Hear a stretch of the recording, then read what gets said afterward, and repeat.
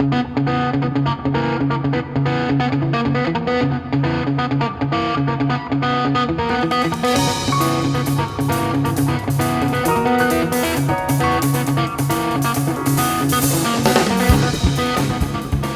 Padre Anchieta ele chegou aqui na região em 1565 e iniciou a igreja em 1569. Parte da igreja e a cela onde o beato morreu.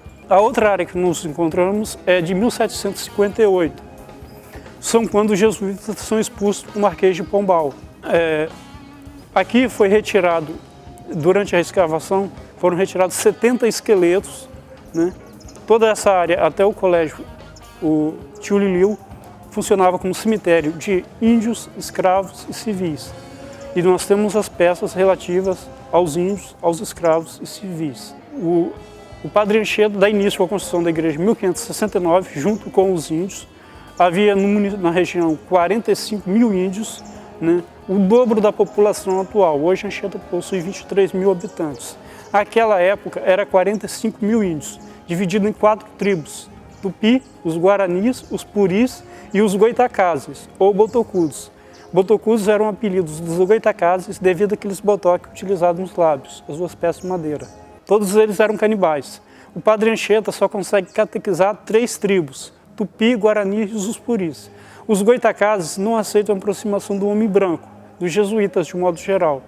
Muitos padres foram mortos na tentativa de fazer amizade com os índios, mas os índios vieram a perecer mais tarde com outros colonizadores que utilizavam arma de fogo.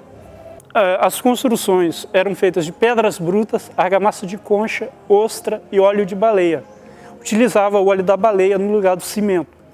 Antes de funcionar como o museu, aqui nós estamos no museu, em cima funcionava a cadeia do município, embaixo o fórum da cidade, né?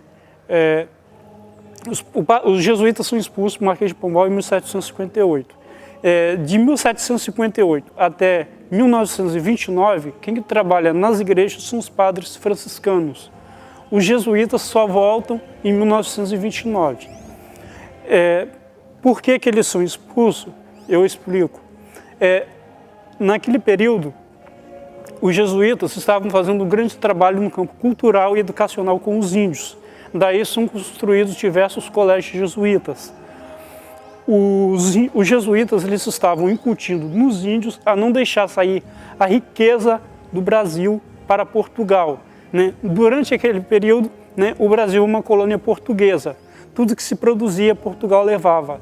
Então os jesuítas estavam incutindo nos índios a segurar a riqueza daqui. Então o que acontece? O rei de Portugal, sentindo essa falta desse recurso, incube ao Marquês de Pombal vir expulsar os jesuítas do Brasil, no Espírito Santo também, né? Os daqui alguns foram mortos, outros foram expulsos, né? Os jesuítas só retornam em 1929. Tá? Então, de 1758 a 1929, os padres franciscanos coordenam a igreja.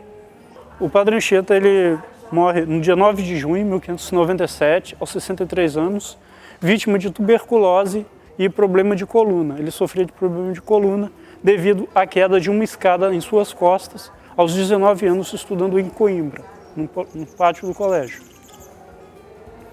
Aproximadamente 3.500 índios levam seu corpo, amarrado numa rede, e segue em direção para ser sepultado na igreja de Santiago, atual Palácio Anchieta, em Vitória, onde o corpo dele foi sepultado. Na praia de Ubu, balneário do município, a 8 quilômetros da sede, a rede que conduzia seu corpo desamarra e o corpo vem cair naquela praia. Então os índios gritam Ubu, que em tupi significa caiu, tombou, dando origem o nome à palavra Ubu, queda do Padre Anchieta. Depois amarra a rede novamente e leva seu corpo para ser sepultado. 12 anos após sua morte, é retirada uma tíbia, um osso da perna dele, e partida em 4 pedaços. 2 encontram-se no Brasil. Um está lá na cela, onde ele morreu.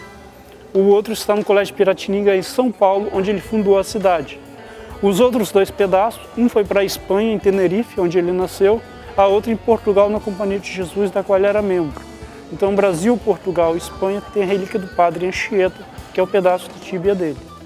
Ele morre em consequência da tuberculose e problemas de coluna.